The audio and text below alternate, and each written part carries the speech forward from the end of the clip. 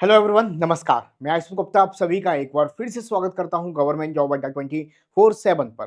तो आज हम लोग बात करने वाले हैं एक नोटिफिकेशन के बारे में जो कि IREL यानी कि इंडियन रेयर अर्थ लिमिटेड की तरफ से जारी किया गया है। इसमें टोटल 72 पोस्ट के लिए अप्रेंटिस के लिए नोटिस जारी किया गया है। तो आइए जान लेते हैं इसमें क्या-क्या मांगा गया है। क्या ITI किसके लिए है? ITI है, आप ग्रेजुएट हैं, डिप्लोमा है, तो आप किस पोस्ट के लिए अप्लाई कर सकते हैं और क्या एज क्राइटेरिया है, क्या क्वालिफिकेशन कंप्लीटली मांगा गया है। तो इसके बारे में डिटेल चर्चा कर लेते हैं और समझ लेते हैं किस किस स्टूडेंट्स को ये सूटेबल रहेगा। तो सबसे पहले IREL यानी कि इंडियन रेयर अर्थ लिमिटेड की तरफ से जारी किया गया है, जो कि गवर्नमेंट के अंडर आता है। यहाँ पर जो टोटल जो वैकेंसीज हैं, टोटल 72 अप्रेंटिस की भर्ती यहाँ पर निकाली गई है, जिसकी ट्रेनिंग किसी पोस्ट के लिए 1 साल, किसी के लिए 1.5 साल होने वाली है और उस पर एक स्टाइपेंड भी मिलने वाला है मंथली, ठीक है। और इसकी बात करते हैं, इसका जो नोटिफिकेशन रिलीज किया गया है 13 मार्च को रिलीज किया गया है। तो सबसे पहले अगर मैं डेट की बात करूं तो डेट को यहाँ पर डिस्कस कर लेते हैं। आप अप्लाई कर सकते थे, 13 मार्च को इसका नोटिफिकेशन रिलीज किया गया और इसको अप्लाई करने का जो लास्ट डेट है 28 मार्च, आप 28 मार्च तक इसको अप्लाई कर सकते हैं। और ये ऑफलाइन अप्लाई होगा, यानी कि इसमें आपको एक फॉर्म दिया गया है, उसको फॉर्म फिल करना है और स्पीड पोस्ट के जरिए आपको भेजना है। कहाँ भेजना है उसका एड्रेस हम लोग बात करेंगे आगे, ठीक है। उसके बाद जो डॉक्यूमेंट वेरिफिकेशन होगा आपका अप्रैल में होगा और मेडिकल एग्जामिनेशन होगा वो भी अप्रैल में होगा। ये टेंटेटिव डेट्स हैं, यानी कि इनको आगे पीछे किया जा सकता है, ठीक है। तो बात करते हैं डिटेलिंग की। सबसे पहले बात करते हैं क्वालिफिकेशन की। तो क्वालिफिकेशन क्या मांगा गया है? अगर मैं क्वालिफिकेशन की बात करता हूं तो ट्रेड अप्रेंटिस के लिए यहाँ पर ITI मांगा गया है आपके रिलेवेंट ट्रेड से, जैसे वो जो कि इलेक्ट्रीशियन हो सकता है, वेल्डर हो सकता है, प्लम्बर हो सकता है। ग्रेजुएट मांगा गया है, ग्रेजुएट अप्रेंटिस के लिए यहाँ पर बीटेक हो या BE हो इन मैकेनिकल, इलेक्ट्रिकल और civil computer science instrumentation of mining या माइनिंग के लिए हो। और टेक्नीशियन अप्रेंटिस के लिए डिप्लोमा इन मैकेनिकल, इलेक्ट्रिकल और सिविल इंस्ट्रूमेंटेशन ऑफ माइनिंग मांगा गया है, ठीक है। लास्ट आपका जनरल स्ट्रीम एजुकेशन एग्जीक्यूटिव के लिए BCom, BA, BBA या BSc आपका होना चाहिए, ठीक है। तो ये आपका क्वालिफिकेशन मांगा गया है। अभी इसको डिटेलिंग में डिस्कस करेंगे, हर पोस्ट के अकॉर्डिंग डिस्कस करने वाले हैं। एज क्या होनी चाहिए? तो आपकी मिनिमम एज 1 जनवरी 2025 तक मिनिमम एज 18 साल है और मैक्सिमम एज आपकी 25 साल, यानी कि 25 से ज्यादा नहीं होना चाहिए। कैटेगरी वाइज रिलैक्सेशन आपको दिया गया है। SC ST के लिए मैक्सिमम एज का 5 साल का रिलैक्सेशन है, यानी कि आप 30 साल तक हो सकते हैं। OBC नॉन क्रीमी लेयर के लिए 3 साल का रिलैक्सेशन है, यानी 28 साल तक हो सकते हैं 1 जनवरी 2025 तक। और PWD के लिए आपका 10 साल का यहाँ पर रिलैक्सेशन देखने को मिलने वाला है, ठीक है। तो ये एज क्राइटेरिया हो गया आपका। उसके बाद बात करते हैं, अच्छा इसको थोड़ा डिटेलिंग में और डिस्कस करें आप, हम लोग चलते हैं इस पर नोटिफिकेशन पर। तो यहाँ पर टोटल 72 पोस्ट आपको देखने को मिलेगी, 72 पोस्ट देखने को मिलेगी अगर इसकी कैटेगरी वाइज बात करें। और ट्रेड अप्रेंटिस के लिए सबसे पहले बात करते हैं। ट्रेड अप्रेंटिस के लिए तो हर एक ट्रेड के लिए, जैसे कि फिटर के लिए, इलेक्ट्रीशियन के लिए, तो क्या क्या मांगा गया है? ITI होना चाहिए फिटर ट्रेड का। इलेक्ट्रीशियन के लिए ITI होना चाहिए इलेक्ट्रीशियन का। 1 ईयर का यहाँ पर ट्रेनिंग दिया जाएगा और टोटल वैकेंसी 7 वैकेंसीज की 7 इसकी हैं। MRAC के लिए यहाँ पर ITI MRAC का होना चाहिए, 1 साल का ट्रेनिंग होगा और एक एक वैकेंसी यहाँ पर है। तो हर एक ट्रेड के लिए यहाँ पर अलग अलग वैकेंसी देखने को मिलेगी और उसकी क्वालिफिकेशन ITI का आपके पास यहाँ पर होना चाहिए, ठीक है। और मैक्सिमम पोस्ट के लिए 1 साल का यहाँ पर ट्रेनिंग है, बाकी एक पोस्ट यहाँ पर ऐसी जिसके लिए 1.5 साल का ट्रेनिंग है और कैटेगरी वाइज आपको पोस्ट भी देखने को मिल जाएगा। अब बात करते हैं ग्रेजुएट के लिए। तो ग्रेजुएट अप्रेंटिस के लिए क्या मांगा गया है? तो mechanical, electrical, civil, computer science, instrumentation और माइनिंग के लिए यहाँ पर बीटेक हो या BE हो, जिसमें आपको BE in mechanical, BE electrical post wise मांगा गया है। 1 साल का ट्रेनिंग, टोटल वैकेंसी आप लोग देख सकते हैं। टेक्नीशियन अप्रेंटिस के लिए यहाँ पर देखोगे आप तो अलग अलग कैटेगरी के लिए आपका डिप्लोमा मांगा गया है, 1 ईयर का ट्रेनिंग और आपको पोस्ट देखने को मिलेगा। एंड लास्ट आपका जनरल स्ट्रीम स्टूडेंट्स के लिए, एग्जीक्यूटिव पोस्ट के लिए BCom होना चाहिए, 1 ईयर का आपका यहाँ पर ट्रेनिंग होगा, 2 वैकेंसी है।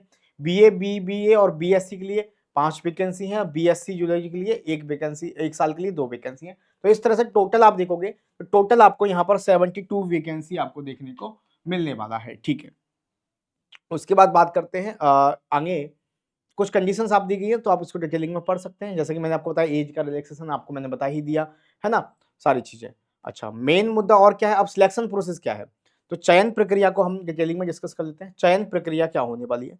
तो चयन प्रक्रिया आपकी मेरिट बेस पर होगी। तो only candidate who are fulfilling the criteria, जैसे कि अगर आप एजुकेशनल, मैंने आपको बता दिया कैटेगरी वाइज आपका ITI मांगा गया है या किसी में डिप्लोमा मांगा गया है, जो भी क्वालिफिकेशन आप करते हैं, क्वालिफिकेशन आपका एलिजिबल हो जाता है, उसके बाद आपका एज का मैंने आपको बताया, एज में भी आप हो जाते हैं, तो उसके बाद आपका मेरिट बेस पर काम होगा। आपने फॉर्म फिलिंग करके भेजा, आपके सारे डॉक्यूमेंट्स यहाँ पर पास हो गए, तो उसके बाद मेरिट बेस पर आपका सिलेक्शन किया जाएगा यहाँ पर। तो क्वालिफिकेशन मार्क्स जो मांगे गए हैं वो आप पूरा करते हैं, एज क्राइटेरिया पूरा करते हैं, एलिजिबल हो जाते हैं अप्रेंटिस के लिए, तो मेरिट बेस्ड पर आपका सिलेक्शन यहाँ पर होने वाला है। और वो किस पर होगा मेरिट बेस पर? तो एजुकेशनल क्वालिफिकेशन सब्जेक्ट और being found medically fit by IREL limited medical officers in case of tie higher marks of specified educational qualification will be taken if both are coming in tie seniority in the date of birth will be taken। तो seniority के basis पर अगर tie marks होता है तो seniority के basis पर, date of birth की सीनियरिटी के बेसिस पर आपको सिलेक्ट किया जाएगा। मेरिट बेस्ड सिलेक्शन होगा, candidate will be selected based on their marks in the qualifying examination. Priority will be given to candidate from the land affected areas, mining areas और ward of IREL employees, तो priority दी जाएगी इन लोगों को। ठीक है, चलिए, तो ये आपका सिलेक्शन प्रोसेस हो गया। उसके बाद आपका यहाँ पर मेरिट बेस होगा, उसके बाद फाइनल होगा डॉक्यूमेंट वेरिफिकेशन। अपने जो भी डॉक्यूमेंट्स आपसे मांगे गए हैं वो डॉक्यूमेंट्स आपको सबमिट करने होंगे। Shortlisted candidate will be called from document verification and उसके बाद आपका मेडिकल एग्जामिनेशन होगा। तो selected candidate must undergo a medical examination and be declared medically fit by the company's medical officers.